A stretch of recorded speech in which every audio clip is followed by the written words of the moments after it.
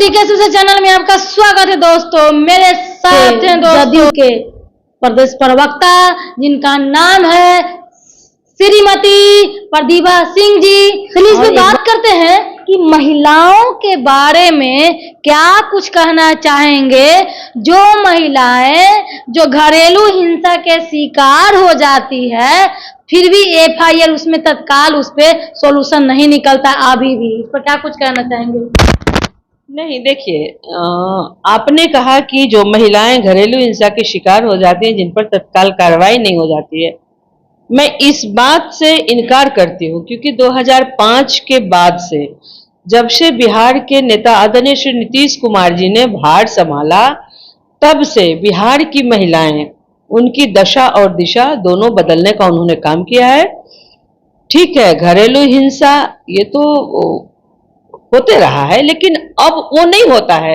इसलिए नहीं होता है कि घरेलू हिंसा शहरीकरण में नहीं हो सकता या हो सकता है कहीं गांव में जा करके उधर देखिए। नहीं, मैं वही बता रही हूँ कि देखिए, जो लोग, कुछ लोग कुंठित मानसिकता के शिकार होते हैं तो वो तो सदियों से, शुरू से भी रहे हैं और आज भी हैं, आगे भी रहेंगे। लोगों की मानसिकता कोई सरकार नहीं बदल सकती है। सरकार क्या बदलेगी? व्यवस्था। सरकार क्या बदलेगी? मतलब कानून में परिवर्तन लाया जा सकता है, कानूनी प्रक्रिया बदली जा सकती है। सोच में परिवर्तन कैसे होगा? इस सोच में परिवर्तन कर्नाटक अवेयरनेस से होगा। चूंकि हमारे नेता नीतीश कुमार जी सिर्फ राजनीति नहीं करते हैं, आपने देखा होगा कि वो परिवार नियोजन पर बात करते हैं, परिवार नियंत्रण पे बात करते हैं, वो पर्यावरण को संतुलित करने के लिए बात करते हैं, उस पर काम करते हैं। लोगों की सोच को कैसे बदला जाए, लोगों की मानसिकता को, अगर जिनकी मानसिकता थोड़ी छिन्न भिन्न है उसको कैसे रास्ते पे लाया जाए, तो वो हमेशा से इसके लिए काम करते रहे। वो सिर्फ और नेताओं की तरह राजनीति नहीं करते हैं, वो काम करते हैं सामाजिक संतुलन कैसे बना करके रखा जाए। तो देखिए, जब तक लोग अपनी मानसिक स्थिति को नहीं सुधारेंगे तब तक छिटपिट घटनाएं होती रहेंगी। लेकिन पहले जो घरेलू हिंसा होते थे तो उनके कई कारण थे। सबसे प्रमुख कारण था दहेज। दूसरा बात था कि हम पुरुष हैं, वो महिला है, असमानता। लेकिन जब से नेता श्री नीतीश कुमार जी ने महिलाओं को आरक्षण देने का काम किया, महिलाओं को सशक्त उन्होंने बनाया है, उन्होंने पंचायती राज में महिलाओं को 50% आरक्षण दे दिया, नगर निकाय में 50% आरक्षण दे दिया। आज महिलाएं उनके कारण जनप्रतिनिधि बन रही हैं, जो महिलाएं कभी सोच भी नहीं सकती थी। अंतरजातीय विवाह के बारे में, इंटरकास्ट मैरिज के बारे में क्या कुछ कहना चाहते हैं? नहीं, मैं तो अंतरजातीय विवाह के पक्ष में हूँ और हमारी सरकार भी कहती है इन अंतरजातीय विवाह में कोई दोष नहीं है। और जब तक लोग अंतरजातीय विवाह नहीं करेंगे। मामला एक आया था, ये चिलबिल्ली जानते होंगे गांव, जो कुर्मी समाज से है। एक पासवान के लड़की से शादी हो गई, प्रेम विवाह हो गया, उसके गांव समाज ने मारपीट करने का आरोप लगाया, लेकिन फिर भी ये जो है दिक्कत परेशानी का सामना हो रहा है, उसको ये नहीं निजात नहीं पा रहा है। तो अंतरजातीय विवाह अब किस तरीके से एक महिला है, कहीं ना कहीं किसी अभी किसी बहू होंगी, अब वो कभी सास भी बनेंगी। तो कहावत सुनी, कभी सास भी बहू हुआ करती थी। तो उस मेंटलिटी से अंतरजातीय विवाह पर क्या कुछ मतलब प्रकाश डाल सकती हैं? देखिए, मैं उन माता पिता को जिनके बच्चों ने अंतरजातीय विवाह किया है या जो करना चाहते हैं, उनके माता पिता को एक संदेश देना चाहती हूँ, उनको कहना चाहती हूँ कि देखिए, पहले वाला समय नहीं रहा। आज के बच्चे शिक्षित हैं, वो अपना भला बुरा समझ सकते हैं। तो अगर लड़के ने किसी लड़की को पसंद कर लिया है या लड़की ने किसी लड़के को पसंद कर लिया जो हमारी जाति से नहीं है, जो दूसरी जाति का है, तो माँ बाप को उनके रिश्ते को स्वीकार कर लेना चाहिए, या परिवार के हित में और उन बच्चे बच्चियों के हित में होगा। दहेज प्रथा को लेकर क्या कहना चाहेंगे कि खास करके दहेज का एक रेट चल रहा है, बैंक के नौकरी के इतना फिक्स, डॉक्टर के इतना, इंजीनियर के इतना, रेलवे का इतना, इस तरीके से है। तो इस तरीके से है अपनी जो माँ बाप जो होते हैं, बेटे का माँ बाप अपने बेटे को बोली लगाते हैं कि हम इतना में मेरा बेटा बिकेगा, इतना में बिकेगा। तो कहने का तत्पर समझ रही है कि एक बिकाव हो जाता है। तो इस तरीके से कितने में खरीदा जाए ना खरीदा जाए अलग मैटर है, तो सामान का लेन देन के जैसा ही हो जाता है। दहेज प्रथा एक तो कुरीति तो है ही, लेकिन इस तरीके से आप क्या कुछ कहना चाहेंगे? देखिए, दहेज प्रथा एक सामाजिक कुरीति है, सामाजिक बुराई है। और राजा राम मोहन राय के बाद अगर पूरे देश में बिहार राज्य के मुखिया आदरणीय श्री नीतीश कुमार जी एक ऐसे नेता हुए जिन्होंने सामाजिक परिवर्तन लाने की दिशा में काम किया है। उन्होंने सबसे पहले, चूंकि लड़कियों की दशा और दिशा को कैसे बदली जाए, उन्होंने दहेज प्रथा को खत्म किया। नहीं, कुछ उन्होंने ऐसे भी कानून है। लाया, नहीं, उन्होंने कानून लाया कि ना कोई दहेज लेगा ना कोई दहेज देगा। अगर लेने वाले या देने वाले दोनों में से कोई पकड़े जाते हैं, उन पर कानूनी कार्रवाई होगी। तो अब हमको समझना है, भाई जनता को समझना है ना। इस कानून पर ढील क्यों? नहीं, ढील नहीं है, क्योंकि सरकार का काम है कानून बनाना, इम्प्लीमेंट करना तो जनता का काम है ना। कानून क्यों है? अगर दारू बंद बेचा लेन देन होता है तो उसमें शक करने लगता है कि कोई मर्डर करके आ गया है, ऐसा हो जाता है। लेकिन जो दहेज प्रथा है तो बोलते हैं कि छोड़ो ना, आज दहेज ऐसा पारिवारिक मैटर को कर करके ये चीज, कभी सिलेंडर खोल के महिलाएं जल जाती है, बहुत प्रताड़ित। अभी भी पेपर में देखे होंगे कि दहेज से उनको मतलब कि मार दिया गया, ये कर दिया गया, अभी भी है। इस चीज को आप क्या कुछ कहना चाहेंगे? नहीं, देखिए, वो तो मानसिकता की बात वो है ना। कुछ ये भी सुन लीजिए, कुछ ये भी कहना चाहते हैं कि जब हम बेटी की इतना देली है तो बेटवा से ना उतना लेम, जब ले देली है तो लेम ना। तब वही मानसिकता की बात है ना। मैं उन सारे लोगों से अपील करना चाहती हूँ जिनके बेटे और बेटियां शादी योग्य हैं कि आप भाई देखिए, बिहार सरकार आदरणीय नेता श्री नीतीश कुमार जी ने हमारे जीवन के लिए, हमारे जीवन के उत्थान के लिए, बिहार के बेहतर भविष्य के लिए इस कानून को लाया कि दहेज बंदी, दहेज प्रथा बंद हो। और उसके खिलाफ बहुत कड़ा कानून है, लेकिन लोग नहीं मानते हैं। तो मैं उनसे अपील करती हूँ कि आप सरकार की बात को मानिए, कानून को जानिए और दहेज लेना देना। चूंकि हम अब पहले क्या था, पहले लड़कियां नहीं पढ़ती थी, हम बेटों को पढ़ाते थे, बेटियों को नहीं पढ़ाते थे, उनको दहेज देते थे। आज स्थिति बदल गई है।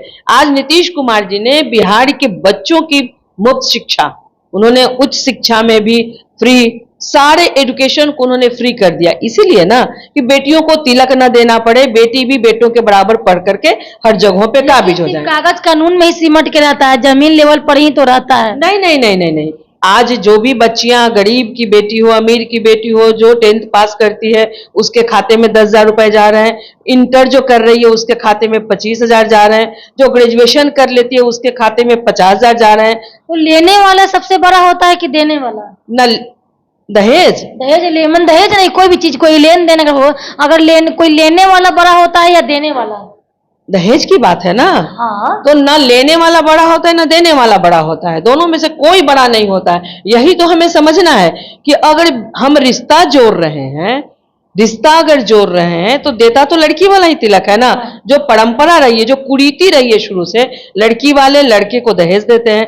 लड़के का जिस हिसाब से उनका पद है, पोजीशन है, जिस हिसाब से प्रॉपर्टी है, उस हिसाब से उनका रेट तय करते हैं। साउथ में भी इस तरीके से नहीं होता, नॉर्थ ईस्ट में नहीं होता, खास करके बिहार में है और यूपी में कुछ कुछ हल्का फुल्का, ज्यादा नहीं है, लेकिन बिहार में सबसे ज्यादा। बिहार के लोग कमाना कम और दिखाना ज्यादा चाहते हैं।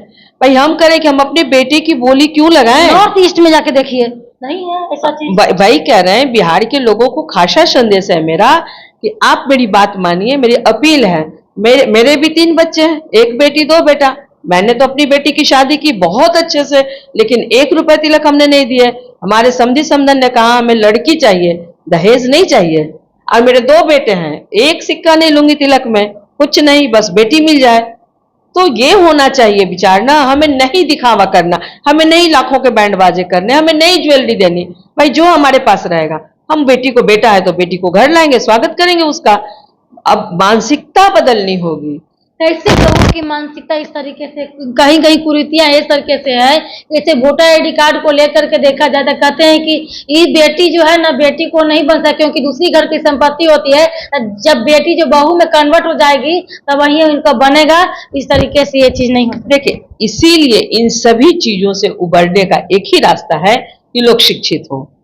सभी हर चीज एग्जाम भी लड़की को ही क्यों होना पड़ता है? हर चीज सब चीज में लड़की को ही क्यों देना पड़ता है? पढ़ाईबो करो, गिन के देवो करो, सब व्यवस्था करो। एक तो जानते हैं कि पढ़ाने लिखाने में लड़का तो कोई भी कभी भी गमछी पहन कहीं भी रोड पे कहीं भी व्यवस्था में रह लेगा, पढ़ लेगा, लेकिन लड़की को सेफ्टी के साथ साथ हर जगह जगह व्यवस्था किया जाता है और वो अच्छे जगह पे अच्छे परवरिश पर रखा जाता है, अच्छे लॉजिंग फूडिंग अच्छे से किया जाता है, तो उस तरीके से ज्यादा एक्सपेंस होता है ना अच्छी जगह पे करने के लिए। तो उस तरीके से देना करना, तो कुछ लोग कहते हैं कि हम बेटा को इतना दिए हैं, इतना खर्चा लगा है, तो हमारी रिकवरी कैसे होगा? ये चीज है। तो ये बेटा को पैदा करने का रिकवरी का समझ गए क्या मतलब? क्या कह करें? आप भी डॉक्टर है, वो भी डॉक्टर है, सब चीज है, तो बीच में यहाँ पर डॉरी सिस्टम क्यों आ रहा है? देखिए, जब लड़की, मैं कहती हूँ कि अगर लड़की के माँ बाप या लड़के के माँ बाप अगर नहीं सुधरते हैं तो इसमें बच्चों को आगे आना होगा, क्योंकि बच्चे आप इसका एक ही उपाय होगा, इंटरकास्ट मैरिज। तभी ये हट सकता है दहेज प्रथा। कोई जरूरी भी नहीं है। अगर इंटरकास्ट लव मैरिज को बढ़ावा देते अगर हैं। नहीं इंटरकास्ट और लव मैरिज नहीं भी हो तो भी अगर बच्चे कह दें, जैसे लड़का जिन मान लेते मेरा लड़का है, अगर हम तिलक लेना चाहें, कह दे कि ना माँ मुझे नहीं बिकना, तो क्या हम अपने बेटे को कुंवारे रखेंगे? या हमारे पास बेटी है, हम किसी के यहाँ रिश्ता लेकर के जाते हैं और वो लड़का वाला तिलक मांगता है और हम साफ इनकार कर दे, तो क्या अपने बेटे को बुढ़ा कर देंगे, कुंवारे रखेंगे? नहीं। हम कहते हैं अपनी मानसिकता बदलनी होगी, हिम्मत दिखाना होगा। क्या बच्चे 18 साल के बाद हो जाने के बाद माँ बाप को दोस्त बनाना चाहिए? नहीं, बिल्कुल बनाना चाहिए, बिल्कुल बनाना चाहिए। बच्चों से हर तरह की माँ तो माँ होती है, बाप तो बाप होता है, लेकिन वो दोस्त नहीं बनाने के स्थिति में हो जाता है। बाद में फिर अपना माता का ईगो अपना पिता का आ जाता है, इस तरीके से है। तो किस तरीके से शेयर करें? नहीं नहीं, देखिए, ये तो माँ बाप को समझना पड़ेगा ना, क्योंकि जब तक हम अपने बच्चे को दोस्त नहीं बनाएंगे तब तक बच्चा हर बात हमसे शेयर नहीं करेगा। तो हम माँ बाप के साथ साथ, चूंकि हमने परवरिश की है बच्चों की, बच्चों का हम भला चाहते हैं, बच्चों को हमने शिक्षित किया है, अपने पूरे जीवन की कमाई माँ बाप अपने बच्चों पर लगाते हैं बच्चों को बनाने में। तो उन माँ बाप से भी हमारी अपील है कि अपने बच्चों से दोस्ताना व्यवहार रखें और उसकी बातों को सुने और क्या ट्रू फॉल्स उसको बताएं, जरूर समझाएं।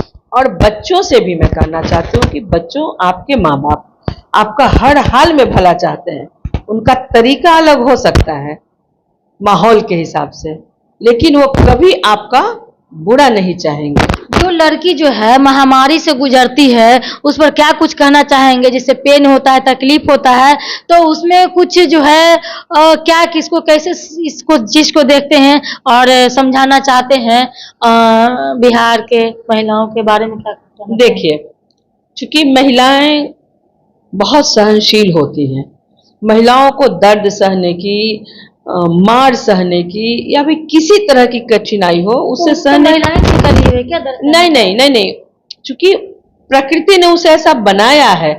महिला एक माँ भी होती है ना, तो महिलाओं में दर्द सहन शक्ति, दुर्गा भी तो होती है, दुर्गा भी होती है, जरूरत पर चंडी भी होती है, बिल्कुल जरूरत पड़ने पर होती है, जरूरत पड़ने पर बनती है, लेकिन महिला वो शक्ति है जो सारा दर्द अपने अंदर समेट सकती है। तो ये तो बड़प्पन हुआ ना, ये तो बड़प्पन हुआ कि हम हर चीज को सह सकते हैं, जब महिलाओं समेट सकते हैं। जब महिलाओं का महामारी शुरू तो उस पर क्या कुछ कहना चाहेंगे? नहीं, ये तो प्राकृतिक चीज है ना, ये तो प्राकृतिक देन है। महिलाओं का फिजिकल स्ट्रक्चर ऐसा है, भगवान ने ऐसा बना करके भेजा है। नहीं, क्या उनको रेस्ट की जरूरत है या उनको हेल्प टेक केयर की जरूरत है या सैनिटरी का यूज करवाने का? अभी भी महिलाएं जो इस तरीके से जागरूक नहीं है, इस पर मैं प्रकाश देखिए नहीं, जितनी भी महिलाएं हैं, तो अब पहले वाला जमाना गया। अब क्या है कि अब स्वच्छता रखना बहुत जरूरी है। जिस तरह से देश में महामारी कभी कभी उसका भयंकर रूप सामने आता है, जैसे अभी हाल ही में कोरोना से कितने लोगों की जाने गई, तो कोई ऐसा महामारी ना आए, इसके लिए हमें प्रिकॉशन लेना होगा। और खास करके महिलाओं को उस दौरान, पहले शिक्षित लोग नहीं थे तो उसको छुआछूत मानते थे, बल्कि वो छुआछूत नहीं था, उन्हें वैज्ञानिक ये चीजें नहीं पता थी, लेकिन इतना तो था कि छुआछूत के बहाने ही उन्हें कम से कम रेस्ट दिया जाता था। तो आज भी और घर वाले भी अगर महिलाएं इस स्थिति से गुजर रही हैं और उन्हें आराम की जरूरत है, उसमें भी कहीं ना कहीं शर्म की बात होती है। और घर पे भाई हो, पिता हो या किसी चीज में अब अपनी माँ तक भी नहीं कह पाती, बोल नहीं पाती। नहीं नहीं, शर्माने की जरूरत नहीं है, क्योंकि यह स्वाभाविक प्रक्रिया है। जो महिलाओं का शारीरिक बनावट है, उसका यह पार्ट है, तो इसमें शर्म की कोई जरूरत नहीं है। लेकिन बताए ना कि हमारा जो सामाजिक ढांचा है, समाज की जो बनावट है, जो संरचना है, उसमें शुरू से होता आया है, तो थोड़ा टाइम लगेगा। लास्ट में महिलाओं के बारे में क्या कुछ कहना चाहेंगे? देखिए, महिलाओं से हमारा खासा अपील है कि समाज को बनाने में जिस तरह से महिलाएं अपने घर को सजाती संवारती हैं, हमारा समाज भी हम महिलाओं के बदौलत ही सस्ता संवरता है। यानी कि सबसे पहले जो है बेटा से पहले बेटी को पढ़ाना बहुत जरूरी है, एकदम। क्योंकि सब परिवार को देखना। अगर एक बेटा पढ़ता है तो घर में कमा करके लाएगा, घर परिवार को देखेगा, लेकिन एक बेटी शिक्षित होती है तो 2 परिवार को पढ़ाती है, एक तो मायके उसका, दूसरा ससुराल, उसके बच्चे। तो बेटियों का शिक्षित होना बहुत जरूरी है ताकि उसका शोषण नहीं हो। चलिए, बहुत बहुत तमाम बातों पर चर्चा हुआ, खास करके महिलाओं को लेकर के बहुत तमाम अच्छा बात आपने बोला। बहुत बहुत धन्यवाद मैम आपका। और इस तरीके से आपने जवाब दिया है, तो कहीं ना कहीं जब आप शिक्षित हैं तो और लोगों को शिक्षित करना जरूरी है। और जितना हो सके महिला जो अपने शिक्षित हो गई है, तो कुछ और गली नुक्कड़ कस्बा हर जगह जगह नुक्कड़ नाटक हर जगह जगह जा करके समझाने की जरूरत है। ऐसे ये चीज नहीं है कि कोई अगर ना समझ उसको बताएं, समझाएं, इस तरीके से जागरूक हो। जहां जहां महिलाएं आगे हुई है, महिलाएं का आरक्षण हुआ है, वो कभी भी वो देश विकासशील बन के नहीं रहा है, विकसित बन के रहा है। पहले कैसे था मेरा भारत जो था, उस तरीके से तर्ज नहीं दिया जाता था, समझ नहीं पाया यहाँ के लोग कि महिलाओं का क्या अस्तित्व होता है तो विकासशील होता है। आप देख रहे हैं कि धीरे धीरे विकसित होने पर जा रही है। क्यों? क्योंकि महिलाओं का आरक्षण, महिलाओं का प्रमोट किया जाता है सब तरीके से। यही कारण भी उसमें एक जो है कारण यही भी है, महिलाएं भी हैं दोस्तों, इसको आप इग्नोर न करें। और चलिए, बहुत बहुत धन्यवाद। और बात करके अच्छा लगा, और इस तरीके से हर चीज के मैटर के ऊपर चर्चा हुआ। तो देखते रहिए, आगे खबर को शेयर कीजिए, ये कुछ लोगों को नॉलेज मिले जो दहेज प्रथा के लिए लालची हैं और जो महिलाओं को नहीं समझते हैं, उनको भी ध्यान से देखना चाहिए। इस वीडियो को हर जगह जगह शेयर कीजिए, लाइक शेयर कमेंट सब्सक्राइब कीजिए। आप फेसबुक पे रहिएगा ना तो फॉलो तो नहीं कर दीजिएगा। क्या बात है, एगो और बेटी के उद्धार हो जाएगा, है ना, सब चीज करके आ जाए तो बेटी का कन्यादान होगी तो सब बड़का सब चीज हो जाता है। हो गया। जय हिंद।